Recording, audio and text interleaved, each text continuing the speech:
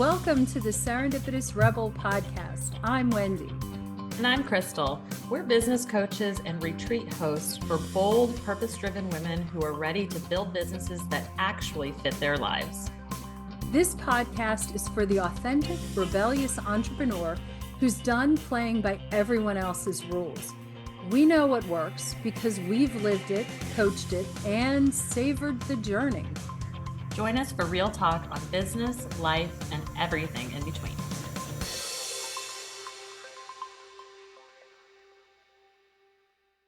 Hello, everyone, and welcome to the Serendipitous Rebel podcast. You know it's going to be a great episode when we kick off in giggles, which we are. I wish that we could be more polished people, but then we would not be the Serendipitous Rebels now, would we? Oh, exactly. Exactly. Where we talk about what it really looks like to build a business in the messy middle. And the messy middle is here we are. And I'm Wendy. And I am Krystal. And we are the Serendipitous Rebels. And today we are going to talk about something that behind the scenes we talk about a lot. I think we both have suffered greatly from this in the past. So some of it is just our trauma coming through. And what that is no one size fits all. It is permission to do business your own bleeping way. And You said bleeping. I'm I so said proud. bleeping. Thank you. Yes, I'm just trying. Actually, I'm trying because my son is editing podcasts and does he really need, oh, please, he hears me curse left and right all the time. So that was a bunch of BS. Look, you tried. You tried. Right, exactly. So anyway, if you've ever felt the weight of the word should in your business, oh my, this episode is so for you and for us. Yeah. Yeah. So we were going to say the business world, but oh my gosh, life is full of shoulds. Okay. You should do this. You should do that. But yes, you know, this is a business podcast, so I'll keep it in the lane, but you should price your offer. You should price it at this much. You should post on Instagram every single day. You should three times a day. Three times a day. You should do a webinar. You should do reels. You should optimize the SEO on your website. You should do a pressure launch. You should become a speaker. You should publish a book. I could go on and on and on and on and on. You should launch on a Tuesday, never on a Friday. When you price, it always should end in a 7 or a 9. And yeah, we could go on and on. Yes. But here's the truth of it, because we have been in the online space and we've been running our own businesses for a couple of years now. Yes. We're I'm coming up on year 6. And I started in 2016. So that is coming on, oh my gosh, it'll be 10 years in, holy cannoli, really? 2016, it'll be in April of 2026. It's 10. Oh my God. Mind blowing, right? It's crazy. And actually, you're 2018, so you're not that far, but you're 8 years. Am I 8 years? It's more. Well, you're welcome. You're so welcome. Oh, that means I'm about ready to have an 8-year-old. Yeah, exactly. Because my daughter was born she was only like 7 months old when I started my first business. So we have heard it for years and years and years. Yes. And here's the problem with the shoulds and what it actually happens. Okay. We hear we should do this. And I think entrepreneurs in general, we have bright, shiny object syndrome. Okay. Very much so. Yes. It's one of our strengths. It's also one of our weaknesses. Okay. So we love seeing all the things. We love being at the forefront of all new technologies, new trends, new things. We like to be early adopters by nature. We want to, and we don't want to miss out. Yes. Also, as an entrepreneur, we tend to live in our silos. And so the Yes. opportunity for the connection and the community to do these things by joining these group programs Yep. or Is doing all very of high. this stuff, it's Very, really, very really high. high. The Yeah. FOMO is real. Yeah. Okay. And then also because we live in our silos and we see things through the lens of Instagram or social media or wherever you're looking at things, it looks like everyone else is killing it and you feel behind. So you feel like, man, I am doing something wrong. And then at the same time, we're bombarded by these ads of like, should do this, should do that. And it's like, okay, well, if I just did that, then Yes. I'd be successful. If I should be doing that because Yeah. Susie Q is killing it and she is going live on her Instagram stories every single day. So obviously I should be doing that too. Yes. And it becomes just this horrific cycle. And it happens so Yeah. fast, you guys, when you get into Yeah. business. It happens Oh, so fast. So what ends up happening is that it's one of two things end up happening. Women either end up trying to implement all of the things in their business and they end up burnt out or completely misaligned, or you end up in procrastination or like what I would call like perfection paralysis or paralysis. Uh-huh. stagnation, and you move forward and nothing gets done. Oh yeah. I mean, I sit here and I laugh because one, I remember when I started, and actually, let's face it, it continued on for a couple years after that, where not only was I suffering from shiny object syndrome and doing everything, but I was doing things that conflicted with each other. And it was crazy. And I was doing things because I was told that I should. Yeah, I remember one instance where I was sitting in a meeting with coaches and they said, "We don't really like your business name, Rebel on the Go. And you need to change the name of your business." Yeah, And and you I were in the sat travel there. industry at the time. Yeah. Your business model was Oh, what? you're trying to remember what it was? My business model was I don't want transformational. to inaccurately Oh, represent. no, no, it was That's all. I knew what it was, but yeah, it was transformational travel that was all about, well, transformation, movement, doing things that weren't typical, normal, doing things that were rebellious. mhm. And why don't you switch the name of your business to something else? And they actually brainstormed and came up with some names that and I remember leaving this meeting with such a sink in my stomach. And there was a retreat right after it. And I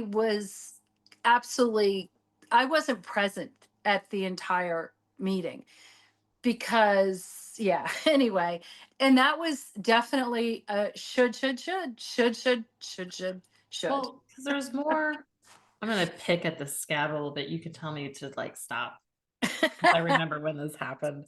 Yeah. You can start picking at my scabs next. We'll go to me next. Mm, Um, but it's because it was more than just you need to change your name. They wanted you to change your entire model. They wanted you to take like past experiences that you had, and they wanted you to be more corporate. They wanted you to be more. yeah. I mean, honestly, these were moments that I think I've sort of blacked out. So there was a lot more to it than that. Yes, there was a look at my model. There was a look at how I wanted to do business with the suppliers. There was a lot more to it. Yes. Well, and Wow. so Thanks. Now the scab is just sorry. open and Well, it's because fine. I think because the point I want to make with it is that Right. because your story is not alone, okay? You had Yeah. this thing that you were super excited about. You had this Yes. fun name. You had transformational travel. You had all Yes. these things kind of like wrapped up in this idea, and you were building a model around that. There was alignment. There was Yes. Very much so. authenticity Very much there. so. Very You much so. you knew where you were going, and you had a goal. you had coaches who saw things through the lens of themselves and they couldn't Correct. see past that, right? Correct. Super Correct. common. Okay. I think it's Yes. very rare for a coach to be able to see through the lens of the client, not through the lens of themselves, right? Hmm. And so what Sure. they do is they superimpose because they would not want to run a business about transformational travel, or they would not want to run a business model in the way you were proposing it. Instead of figuring out a way to make the thing that lit you up work for you, Right. okay, Right. they Right. were they were like then now like sh- force feeding you these other models and these other strategies to get you where they wanted to go. And Right. it's like they just should you to death. This is, yes. And it's also really that when you hire a coach or someone or a consultant or someone who is who you deem an expert, the expectation is they know more than you, Mhm. that they know more than you, and therefore their advice, while had it been someone different than me, maybe that would have been the best advice in the world. And let's face it, they have a lot of successful clients. And I think the key thing here really is that there's no one size fits all formula for anything, for No. absolutely anything. That is such an important piece. And when we look at this shoulda, shoulda, shoulda, shoulda, shoulda, the first question really is, does that fit into my vision, my mission, my passion, my purpose, all of that, even before getting into all the other things? It, right Mhm. up front, is this going to work for me based on, and I almost think that people should even ask, a coach that type of question. This is really what my vision and my passion are. Will Mhm. this fit? Will this work Yeah, within the formula that you work within? And I really do think it's a fair question. And I think a lot of us, especially when we're starting or even going through the first few years, there should be a there we go. It should never say should. mhm. But there should be a reciprocal interview process when it comes to signing up with coaches or signing up with consultants or whatever it is. And even for some of the high end courses, placing a call that says, is this really going to work for me? Yeah, I agree because I think there's cookie cutter strategies out there. Okay. Hmm. And that's how honestly, like think about it too. On the flip side, somebody's trying to make money and they're selling a product and it's Of easier to scale course. and mass scale a cookie cutter thing. Okay. And they have success because so many times you go into these sales pages or you go Sure. to these coaches and they have testimonials. It's worked for some people. Sure. I think that we are looking as business owners for those strategies because it feels safe. It feels like it's a guarantee. Because let's be honest, going out here on your own, it's a big risk to run a Sure. business. Okay. Sure. It's some months are more stressful than others looking at your income statements, right? And so Yes. we're always looking for that thing that makes us safe. The problem is that when you do that, you get further Hmm. and further from alignment along the way. And that's when you start to realize that you're either stuck or you're resentful or you're like completely disconnected from the thing that you wanted to build in the first place. Yes. Yes. And I think that I think that there's a couple. I'm having flashbacks to actually the first summer that, after I'd lost my job and said I'm going into travel, what do I do? And it's Mhm. interesting because I never, at least at that juncture, had not really gotten involved in travel per se. Mhm. I don't think I had a host agency. I was trying to figure out but I had been doing corporate events. So I had an understanding of the meetings world Mhm. and all that kinds of stuff. Anyway, and I remember coming across, actually it was Juju Hook's Unforgettable You. She Mhm. had this course, and it did tell me exactly what to do. It basically was like, here are the questions you need to answer as you set up your branding. Mhm. And I mean, it was the perfect thing for me to be doing at that time. It wasn't you now you don't have to there were no shoulda woulda couldas, and there were no you have to do's in there.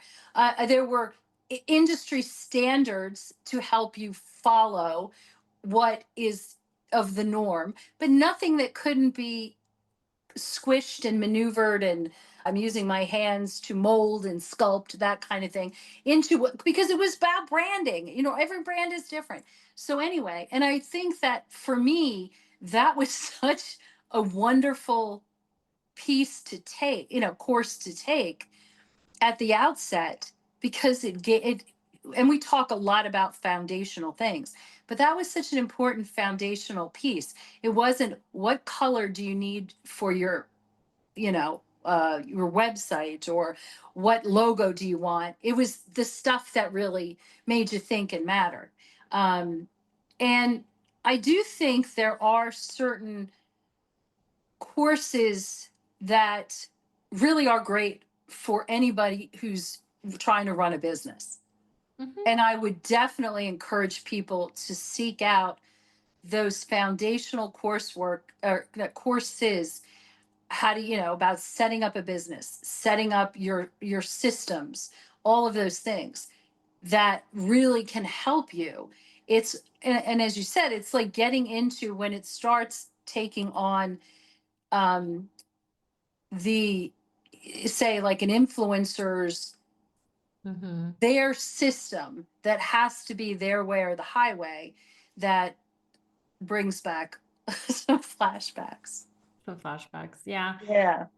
Because I think at the end of the day, and we were talking about this even as it pertains to like making decisions to go to college today or other things, every family and every household is going into business with a Mm-hmm. different set of circumstances. Okay. Some of us are starting businesses and we are single. Okay. Some of us are starting businesses and we have a spouse who's making a lot of money. Some of us have a lot of capital to put into this business to start up. Mm-hmm. Some of us have no capital to put into the business to start up. Right. So the idea that there's a one size fits all method to run a business for all of those people is Yep. crazy, because if I am not the primary breadwinner in my house and I have a lot of capital to invest into things like ads, websites, paying other people to do things, Yep. business model and that startup looks entirely night and different than I'm a single mom with not a lot of capital and not a lot of time. And I'm and I need to make money because I have no other form of income coming in. Right. My runway is short. My runway is short. And that's exactly it. And that would be, those are two very, very different, they would look at two very different models of how to run a business. Mhm.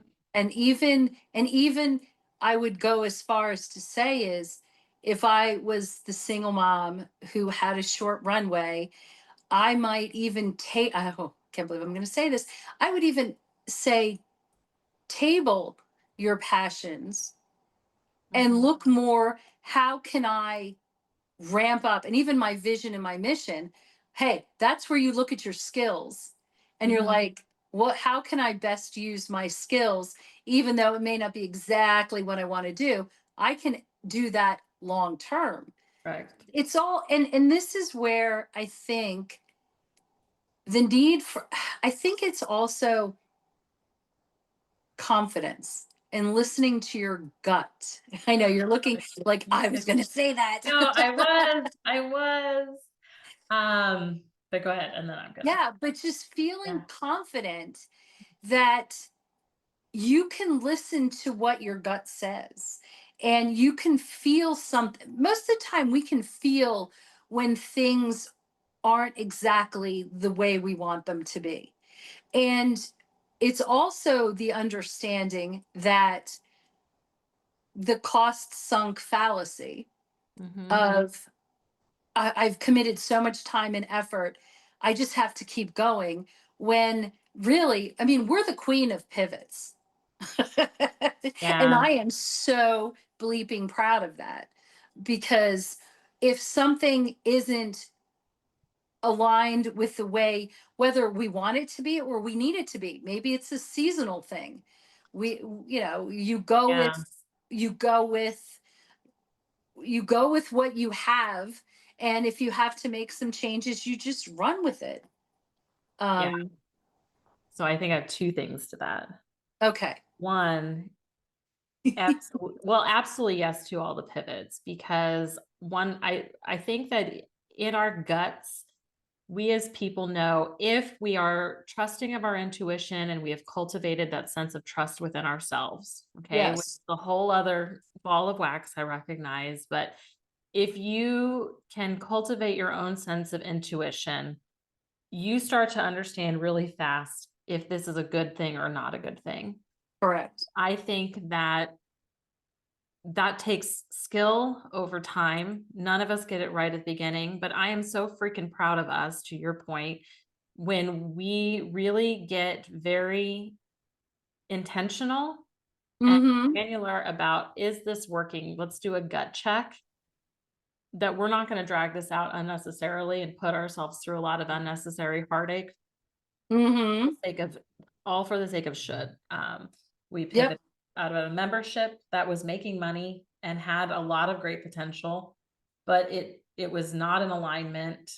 We were burning out, and it was more, it took up more bandwidth than what we were, either one of us were willing to put in to Yep. make it work. Memberships take a lot of work. That is a business model that takes a lot of that's a high touch business model. Mm-hmm. You and I, for a lot of people it works. We know we have a client, former client, who's killing it in her membership, but that's not for everybody.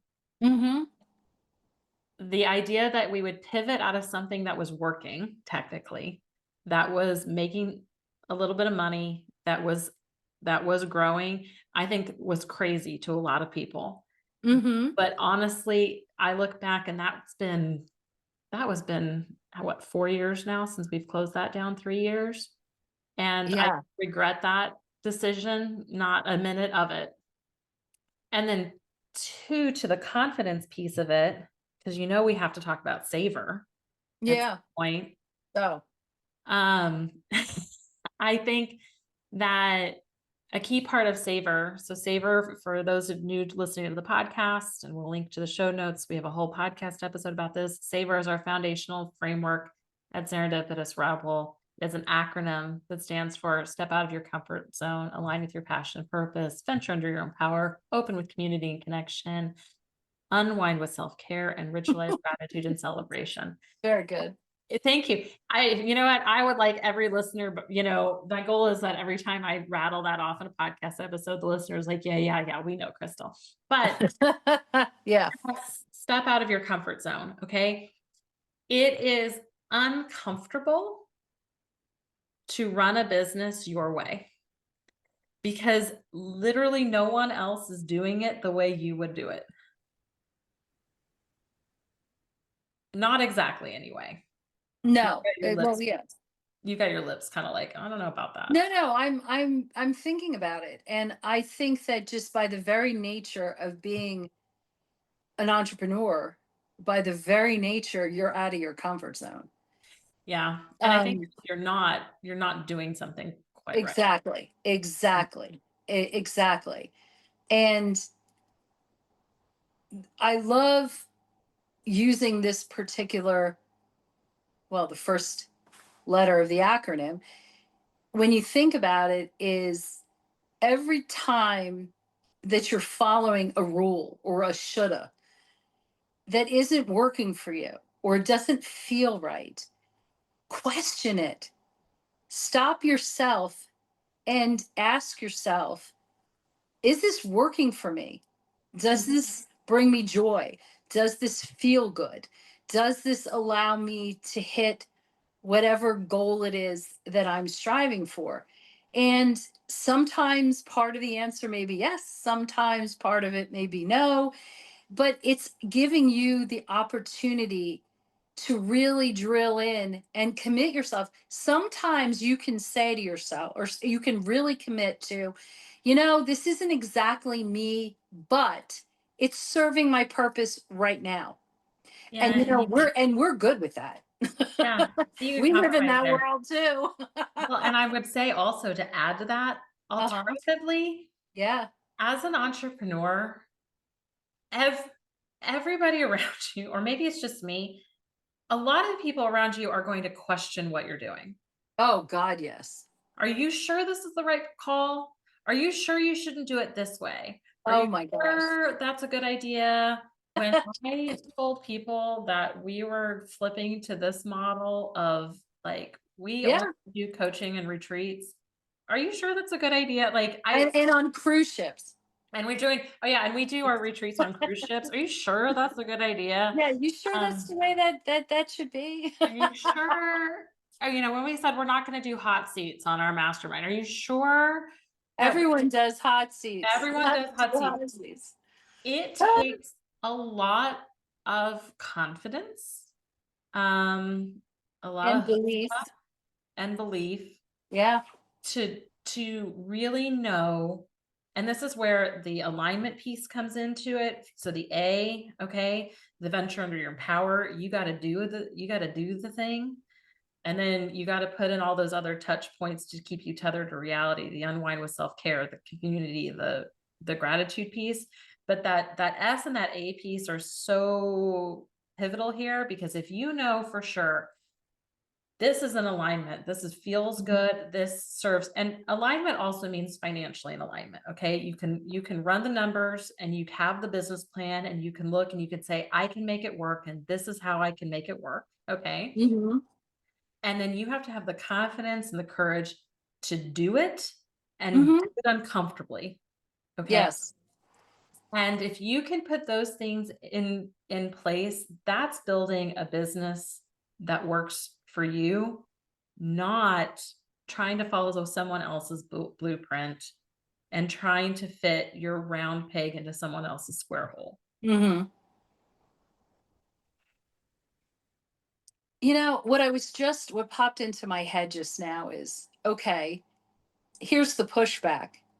Well, then where do I find help? Where do I find people who speak my language and who I can work with? I need to have this foundational stuff. Where do I go? What do I do? And well, and this is going to sound probably crazy, but it's almost like I wishes, or not wishes, I wish coaches had like a 6 week trial run, or programs had a certain amount of time, like, or trial runs. And I'm not sure that I have not really come across that in my exposure to the online space. But it's Yeah. almost like you need to it's you need to test drive. Like, you don't buy a car without giving it a test drive. It's almost like there are programs out there and groups out there. Yeah, I think to myself, one of the um, huh, Carrie Green, and it's a membership group, and Mhm. it's a very large membership group. And she's in England, but they're all over. Super, super helpful with giving foundational information. And Mhm. also, you can connect with a ton of people. I think that was just an incredible resource that, not that we're throwing out resources, but why the heck not? That I found. Jen Lehner was another one on the more Mhm. the techie side. Yeah. Incredible things with her front row group. And there's opportunities out there to get to know people in the Mhm. space. Do you know I'm trying to say? And without having to jump into really high end coaching packages, it help that sort of thing. So I would suggest people try out what a coach is putting out there content wise. Okay. Yes, Put very out, much so. consume their content, and not just their social media content, but do they have any long form content, their YouTube content? Do they do a podcast like this? Do they, um, some of them are great writers, so they've got blog content, Yes. consistent content. Does that vibe with you? If that passed the litmus test, almost all coaches have some lower ticket thing that you can join, and it might not Yes. happen year round, but there can be challenges. They might do workshops, they might run webinars. I think Hmm. uh Juju uh Hmm. actually, and how many times did you watch her webinar before you were like, I yeah. think it was 6 times I watched her webinar. Actually, it was in the middle of the night because the time difference. And then I finally pulled the plug and bought it. Yeah, and I think, and that was a great coaching working relationship that the Yes. two of you had Yes. until she retired. It Ugh. I'm like jealous. No. I know. Well, I just think I did Travel well, the world. yeah, she's living her best life. So I think it's kind of one of those things, like, there are ways that you can, like you said, test the waters and feel things Yes. out, to feel if it's Yes. an alignment piece. But at the end of the day, whether it's the decision to work with a coach, which we always think is a great decision, otherwise we Hmm. wouldn't be coaching, or joining a mastermind, again, we think it's a great decision. Otherwise, we wouldn't have Yes. mastermind retreats.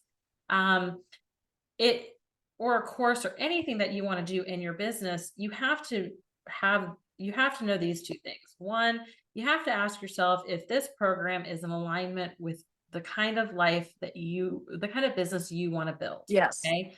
And the business that you want to build has to factor in your bandwidth, your capital, your runway. Okay. Hmm. And if it passes that test, you still have to have the wherewithal as these programs come up, especially if it's a group program. Okay. Hmm. Because group programs by nature have to be watered down to like the lowest common denominator, as much as it can be. You have to be able to pick and choose like a buffet. This is working for me, and put back what is not, and stand Hmm. confidently in that decision in your business, and know I'm going to take the pieces that serve me and I'm going to leave the rest, and not let Hmm. all of the other peer pressures, the fact that everybody else looks like they're doing it, the FOMO, all of that pressure you into doing something that in your gut is not good for you. Hmm. Yeah, I could not say it better. And I'm not even going to try. Yeah, it's just such an important, because foundationally when you start, this is actually when you're your most vulnerable. Mhm. And getting a good foundational start allows you to build in the right way, Mhm. and take you to great heights. It's just such an important piece. And I can also not say enough about the importance of having a community. I was part of a mastermind program, and for a couple years, and I am still incredibly tight with the women who were in my, I guess you could call it like a cohort almost. Incredibly tight. Mhm. They are actually, now they're our ride or dies. That's it, Mhm. it's the kind of thing where you can trust them. You know that they're looking out for your best interests. So their advice, if they don't agree, they're going to tell you. If they agree, they're your biggest cheerleader, all that good stuff. And it's Mhm. also, I think, so important, especially when you come into this space, to have that kind of a cohort. And I could also throw out that we do a challenge right now. Maybe it's going to be quarterly, where it's a great opportunity to build a relationship and like a cohort with people. Yeah, I just thought of that. Yeah, I agree. I think that, and it's the it's the right people, right? Hmm. It's a group of people that are here to lift you up, not posture and Yes, compete with you. And I think that's yes, really important as well. yes, yes. And And find that community. it's That's not performative. It's not who can mhm, give a better elevator pitch. It's really, how do you let your guard down and allow yourself to be vulnerable enough to get the right information that you need. mhm, Um, yeah. so, I- yes. Well, I think on that note, it, On that on note, that note, if you guys take away nothing else, just remember there is no right way to run a business. The right way is the one that feels aligned, best for you. sustainable, and Hmm. authentically you, best for you. Yes. You Hmm. don't need more formulas. You just need to give yourself the permission to do it your way. Yes, All right, guys. I could not agree more. Well, there you go. All right, Yeah. guys. Well, thanks for joining us. Until next week. Bye. Bye.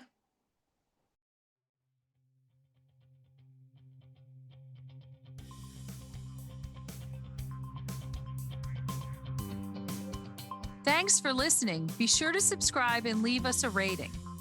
But only if you liked it. Otherwise, just keep it to yourself. You can learn more about our upcoming masterminding opportunities on our website at serendipitousrebel.com. And if you have topics you'd like to hear about, be sure to submit them on our website or DM us on social media. Hey, see you next week. Bye. Bye.